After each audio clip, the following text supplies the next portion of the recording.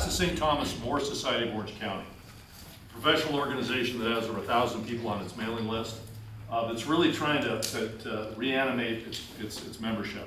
So I'm going to ask Fabio Cabezas to give us a little talk about the St. Thomas More Society of Orange County, and then to introduce today's speaker. Fabio. Thank you.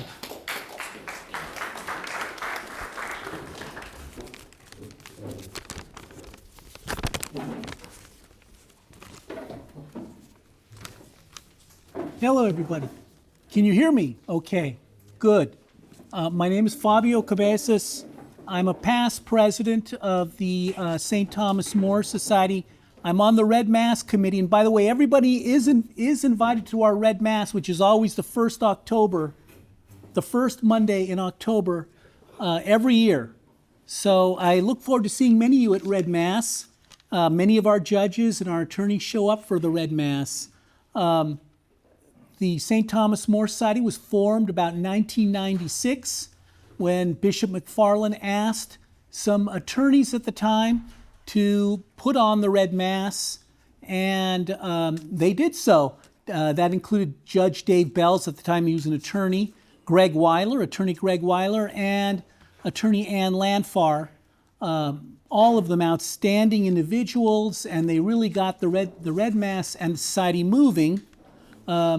Now I'd like to segue and introduce our speaker today, who is a board member of the St. Thomas More Society. He has been a civil litigation attorney for over 20 years. He graduated from Thomas Aquinas College. He also went to Ave Maria School of Law. I believe he is an insurance coverage lawyer, if I'm not mistaken. He is an insurance coverage lawyer. So he's going to be very busy, since most people in the affected areas probably were underinsured for their homes. So he's going to be a very busy lawyer for the next few years, just on that alone. I looked at his resume and or his bio in the Santiago Retreat Center, and it lacks something very big and very significant in his life, and that is he is a local authority on Saint Junipero Serra. And I believe, are you still writing that book? And he's still working on a book on Junipero Serra, but he gives many lectures on Junipero Serra. So if anybody has a group and they want to know about Junipero Serra, he is the man to talk to, the go-to person in Southern California on that topic, on that saint. And so I'd like to introduce Patrick Laurence. Thank you.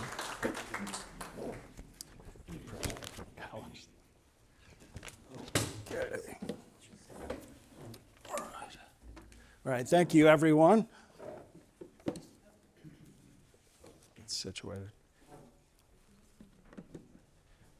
So just to properly set your expectations, when Mark McElrath reached out to me about a week ago, I had no idea I was going to be here, no idea I was going to give a talk. Greg Weiler, who's also part of the Thomas More Society, was supposed to speak to you all today. So everything I'm about to cover was literally prepared like the last 2 days. So that's to set the bar low, so hopefully you're not too disappointed. So the topic of today's talk, as Mark mentioned, is the subject of the founding documents, right? The Declaration of Independence of 1776 and the U.S. Constitution, which was ratified 13 years later in 1789. And I thought I would take that subject to address a debate which has been ongoing for at least half a century, but it's been reignited recently by people like Patrick Deneen at the University of Notre Dame, others. And that debate is whether or not the founding of our country was a product of classical liberalism, the modern Western political philosophy of classical liberalism. And right off the bat, I kind of have to define my terms, because that term liberalism has a lot of meanings for a lot of different people. A lot of things are probably come to your mind. Fulton Sheen once famously said, liberalism is a dangerous term to use because the modern mind never makes a distinction. And so he recognized too that that word means a lot of different things. So right off the bat, By liberalism, I don't mean progressivism, as one tends to find on the political left. I don't mean economic liberalism, as one tends to find among libertarians or the political right. I'm referring to an idea which is much older than that, classical liberalism. In other words, the Enlightenment project, which was conceived approximately 500 years ago by guys like John Locke, right? And according to classical liberalism, human beings in a pre-political state of nature are free and equal individuals who form communities with one another to better secure those rights. So the key aspect of classical liberalism is that the state exists to secure individual rights while remaining neutral with respect to morality, virtue, and religion. And just so you understand, this is not just a tempest in a teapot. It's not just an academic debate. It's actually much more important than that. And the reason is it goes to one of our fundamental obligations of patriotism, or what St. Thomas Aquinas would call piety. St. Thomas taught that patriotism is part of the virtue of piety which holds second place only to our duties owed to God. And I quote him as follows: "Man," this is St. Thomas Aquinas, "man is a debtor chiefly to his parents and his country after God.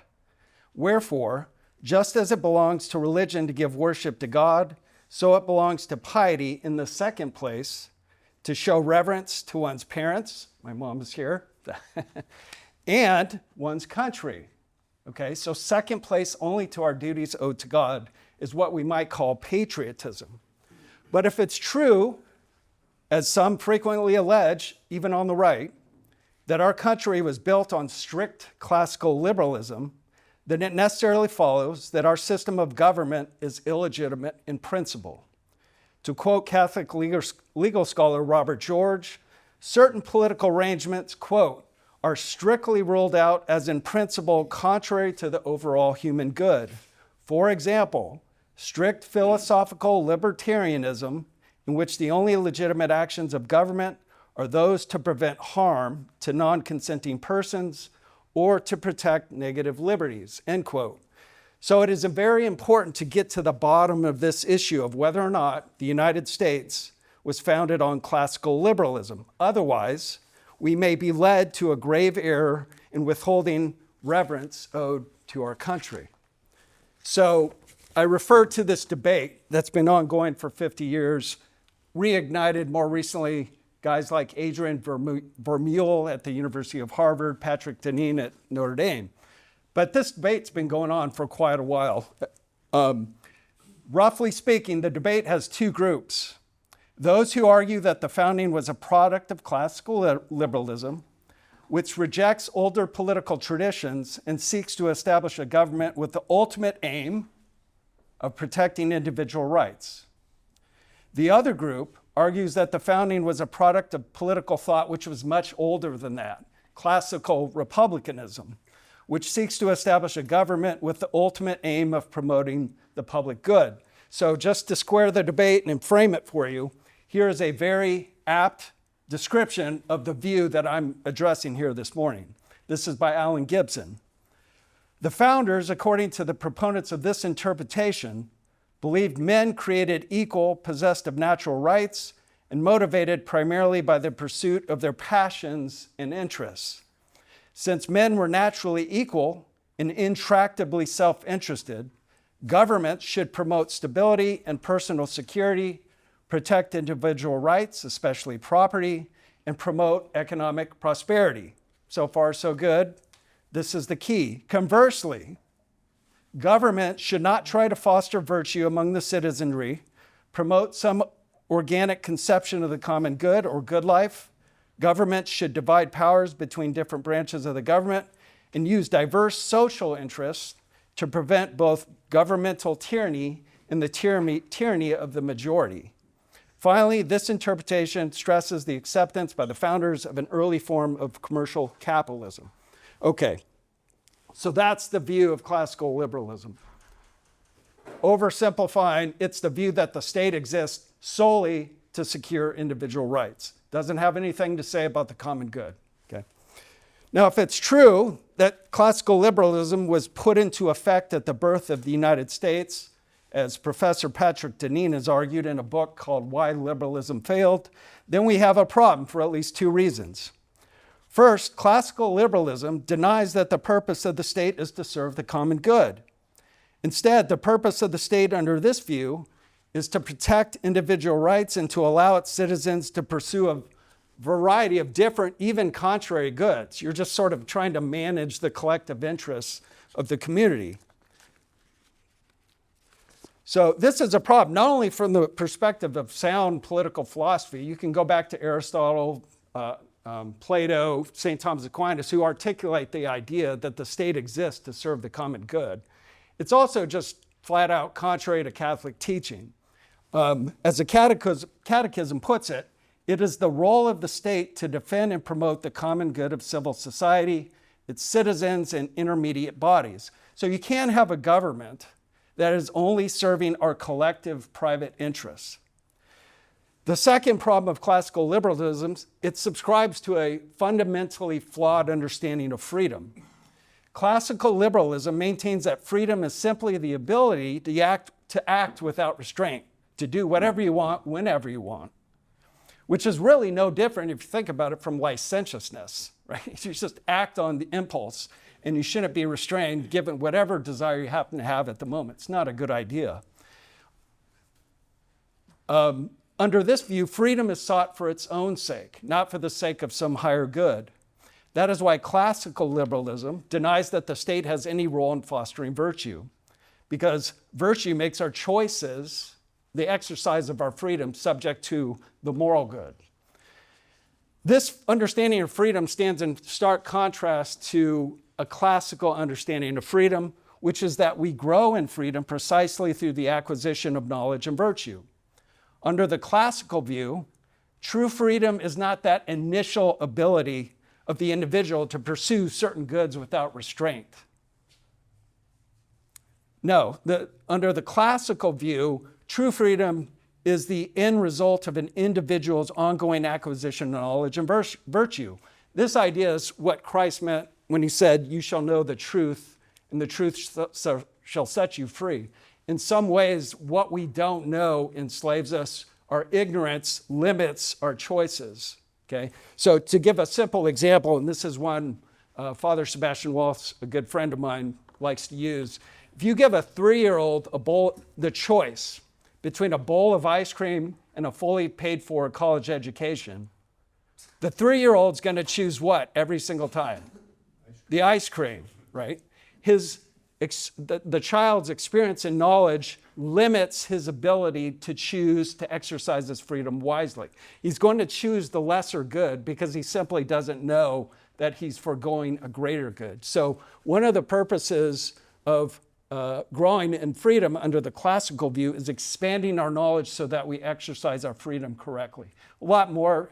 It also means restraint and virtue and all sorts of other things. But this acquisition of knowledge so that we grow in freedom is an important part of this classical understanding. All right. Now, let's cut to the subject of the talk, which is the founding documents. Why would, and let's just focus on those two documents, the Declaration and the Constitution. In looking at those documents, why would anyone think that the founders were interested in producing a government of classical liberalism? Well, look at the Declaration itself, which I'll quote to you. We hold these truths to be self-evident, that all men are created equal and that they are endowed by their Creator with certain unalienable rights, that among these are life, liberty, and the pursuit of happiness, that to secure these rights, governments are instituted among men, deriving their just powers from the consent of the governed. So that thus far, that is staking out a position of classical liberalism, right? The state exists to secure our individual rights. So, but hold on, you got to keep reading. When later on in the Declaration, they list a long train of abuses against the King of England, right? We tend to remember the one, which everyone's familiar with. He was taxing us without representation. That is one of the abuses that are listed in the Declaration. But what's the first one that they list? The first abuse that they allege against King George of England was he has refused his assent to laws the most wholesome and necessary for the public good, all right? For the public good. So already, you should probably pause if you think if the Declaration is some implementation of a classical liberal regime, because it's referring to things like the public good, maybe that means the common good, that are not necessarily compatible with classical liberalism. Well, what about the Constitution? What in that document might suggest that the founders were interested in implementing classical liberalism? Look at the Fifth Amendment. We, the people of the United States, I'm sorry, I skipped that. The Fifth Amendment states, no person shall be deprived of life, liberty, or property without due process of law, right? That phrase, life, liberty, or property, sounds a lot like John Locke's phrase, life, liberty, and what he called a state, right? So these almost word for word, and this is a common phrase that it was in state constitutions and what have you. But the reality is that is a phrase which is taken almost word for John Locke. Does that mean the Constitution is implementing classical liberalism? No. I'll point out, you got to keep, in this case, you got to go up, right to the very beginning, the preamble. We, the people of the United States, in order to form a more perfect union, establish justice, ensure domestic tranquility, provide for the common defense, promote the general welfare, and secure the blessings of liberty to ourselves and our posterity, do ordain and establish this Constitution of the United States of America. So again, the purpose of the Constitution is articulating these things which aren't necessarily consonant with this idea that it was a classical liberal regime. It's referring to promotion of the general welfare, for example.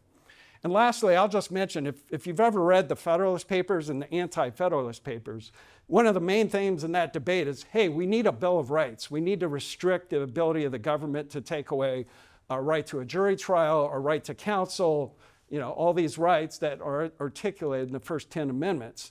And so if you read those, you tend to think the whole purpose of the ratification debates was individual rights, right? Well, that's because they were arguing about whether or not the Constitution would have a Bill of Rights. So it's kind of misleading. Doesn't mean it was strictly focused on that as the purpose of government.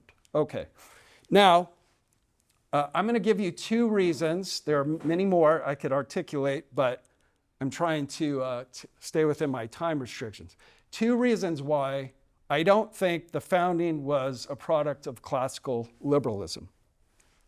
First, the founders established a federalist system which left intact a series of state and local laws which clearly and actively promoted religion and moral virtue, none of which is even remotely compatible with classical liberalism.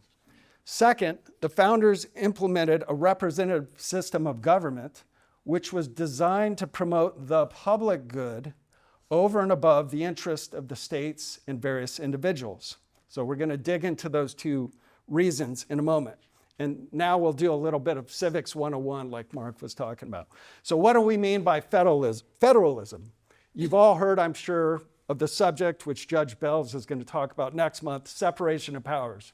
We tend to think of what we also call the horizontal separation of powers. The fact that our federal government has three departments, the judicial, the legislative, and the executive. That's what we mean by horizontal separation of powers. But there's also a vertical separation of powers, which we also sometimes call federalism. That's the whole idea that in this country, we have, as it were, layers of laws. We have the federal U.S. Constitution, we have federal law, we have state constitutions, we have state law, and then even at the local level, various cities and counties have their own municipal codes and so on. So you really have layers of law, and the Constitution says where the Constitution applies, that is supreme. That's the supreme law of the land. But it certainly does not occupy the whole field of law, right? Even at the founding, a whole bunch of laws were still in place at the time of the ratification. So that's what we mean by federalism, this layering of federal, state, and local law. Now, in this debate, perhaps that I've been referencing about classical liberalism, perhaps one of the most obvious points that constantly tends to get overlooked is that the founders created a system of federalism. That is, they created a federal government of limited powers while deliberately leaving in place layers of existing state constitutions, state laws, and local laws. And those state and local laws were decidedly not neutral on issues of religion, morality, or the common good. The reality is that the founders were not creating a government that was comprehensive, right? They were creating a federal system of limited laws that were articulated, limited powers that were articulated in the Constitution. And the founders took for granted the existence of a more comprehensive system of laws which already existed at the state level. And those state laws were clearly not value neutral. For example, did you know that many of the states after the Constitution was ratified had established state religions in effect, right? Why is that? Very often it was the Church of England, but Maryland was a Catholic state. How is it that the states, even after the ratification of the First Amendment, had established religions? It's because initially, and for a very long time, the Bill of Rights, the First Amendment, did not restrict the actions of the states. It only restricted the actions of the federal government. And so you had places like the First Amendment did not prevent states from having established religion. So states like Maryland, Massachusetts, New Hampshire, Vermont, Connecticut, South Carolina, they actually paid churches out of the public treasury, okay?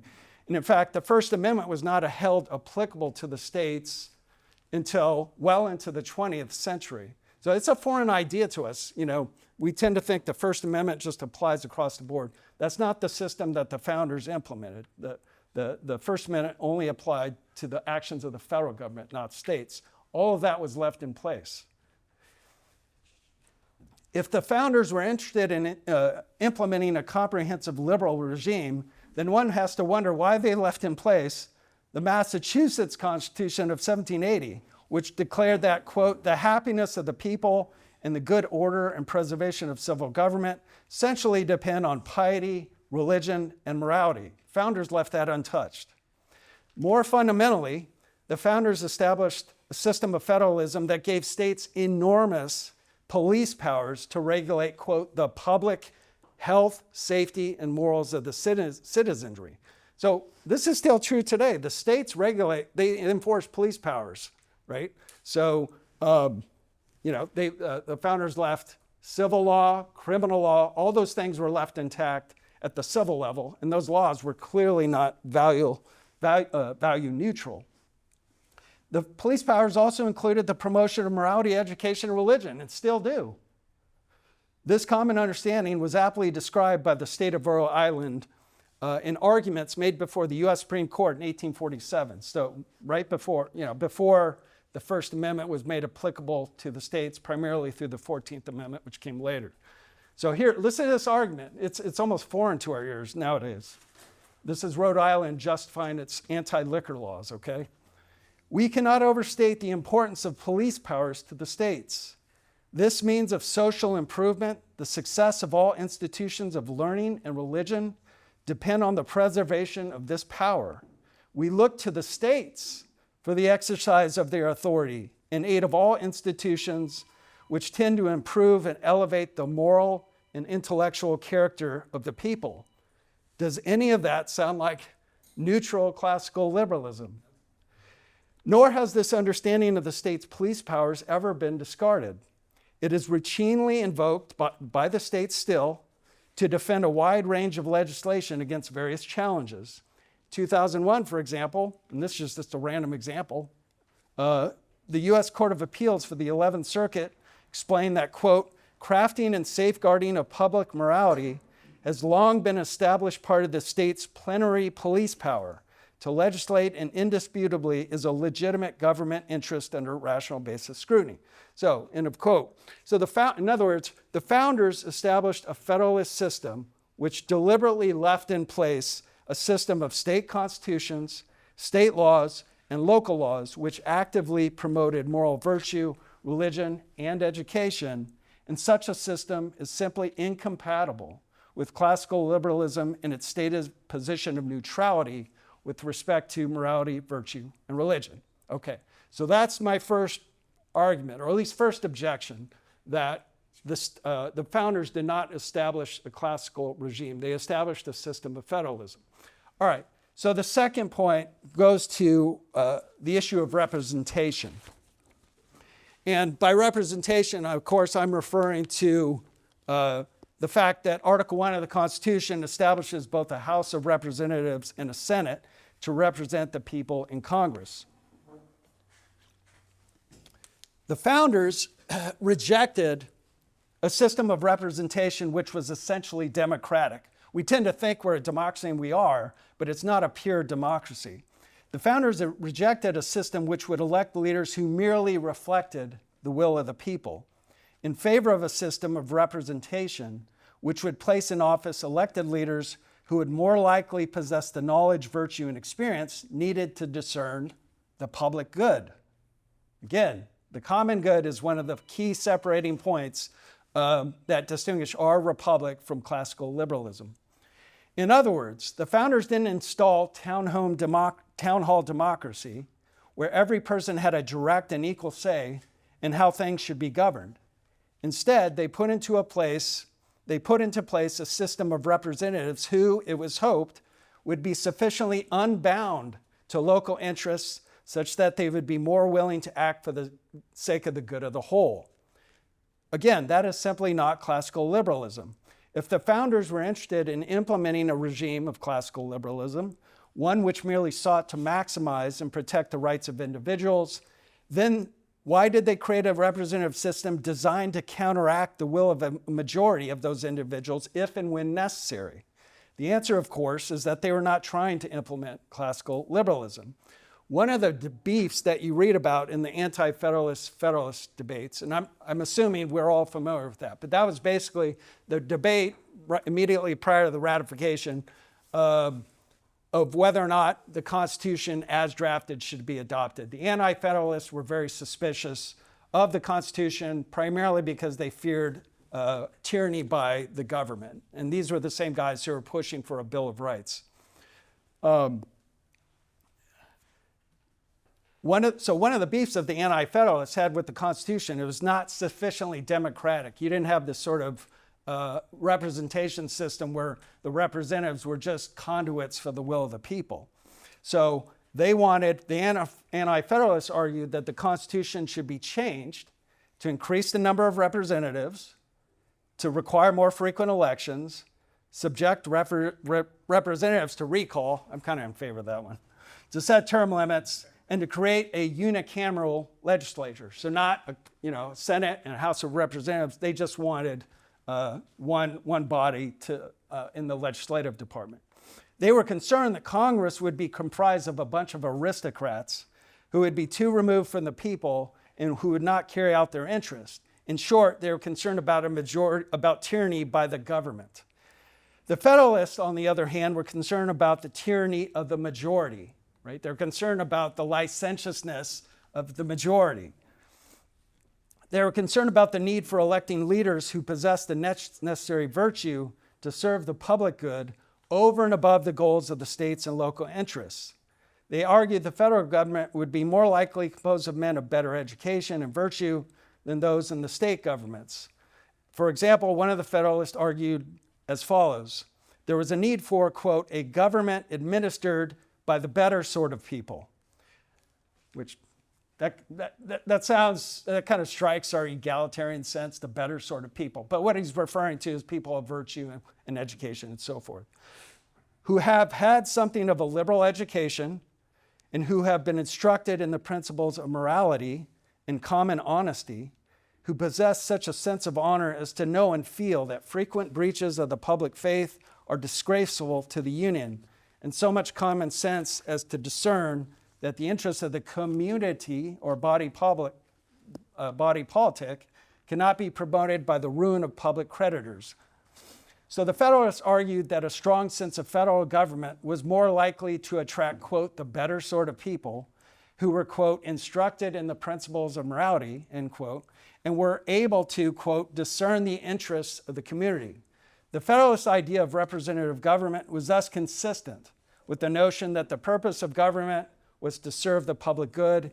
It was not simply reducible to the service of a collection of individual or private goods. So that's my second point, the system of representation that was founded by the founders. So just some closing remarks. None of the foregoing is intended to suggest that classical liberalism is all bad. I would certainly not be the one to advance that argument. There's some on the right, so-called post-liberal conservatives, who pretty much seem to argue that. Certain institutions bequeathed to us by liberalism, such as free markets, freedom of speech, can be and are clearly good and useful. I think we have all seen in the last several years the profound harm that can be done when free speech is suppressed, right? Influences elections, undermines the marketplace of ideas, the ability just to be able to discuss these things honestly. We've all seen, you know, when I was growing up, free speech was a thing of the left. And it's remarkable to see that changing now, such that now the Republican Party is sort of the defender of free speech. It's an interesting thing, but I think at least it makes those on the right more willing to look at free speech and accept its value. The key, I think, is to realize that such freedoms are useful when they are placed at the service of higher goods. Otherwise, we are just flirting with chaos. To be sure, such freedoms can be abused, but I don't think the solution is to reject liberalism wholesale. Alexis de Tocqueville seems to me to have struck the right balance when he wrote the following words about our age of democracy. Quote, I have sought to point out the dangers to which the principles of equality exposes the independence of man, because I firmly believe that these dangers are the most formidable, as well as the least foreseen of all those which futurity holds in store. But I do not think they are insurmountable. Let us then look forward to the future with that salutary fear which makes men keep watch and ward for freedom, not with that faint and idle terror which depresses and enervates the heart. Thank you.